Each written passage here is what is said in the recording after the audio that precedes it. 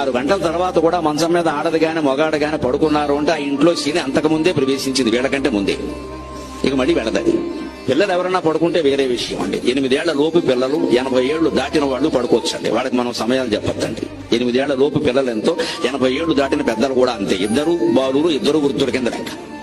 8 ఏళ్లు దాటుతున్నాయి అంటే నేర్పాలి ఖచ్చితంగా. ఓ గిల్లేనా లేపాలి వాడిని. ఈ కాలం పిల్లలు ఇంతేనండి అంటే కుదరదండి అక్కడ. పోనీ వాళ్ళ ఉద్యోగాల కారణంగా ఇంటి నుంచి పని చేస్తున్నారు, ఏదో వాళ్ళకి పని 11, 12, 1 గంట కూడా అయిపోతుంది ఒక్కోసారి. అప్పుడైనా పడుకోమన్నారు. అప్పుడు కూడా లెక్క 7 గంటల లెక్క. 7 గంటల తర్వాత మళ్ళీ దేవా. నువ్వు 1 గంట పడుకున్నావు, 8ంటికి లే, 12ంటికి పడుకున్నావు, 7ంటికి లే, చాలు అంతకంటే. ఇంక పడుకున్నాం కదా అని 10 వరకు పడుకుని 11ంటికి టిఫిన్ చేసి 4 గంటలకు భోజనం చేస్తే వాడు ఆరోగ్యం పాడైపోయింది మొత్తం. తూర్పు రేఖలు తెల్లవారక ముందే నిద్ర లేవాలి. ముందు 5 గంటలకు లేచే లక్షణం ఉన్నవాడు జీవితంలో అన్ని విజయాలు సాధించగలుగుతాడు. ముందు ఆ లేచే లక్షణం ఒకటి ఉండాలి. అవసరమైతే మళ్ళీ పడుకుందాం, ఏ మధ్యాహ్నం కాసేపు ముందు లేద్దాం.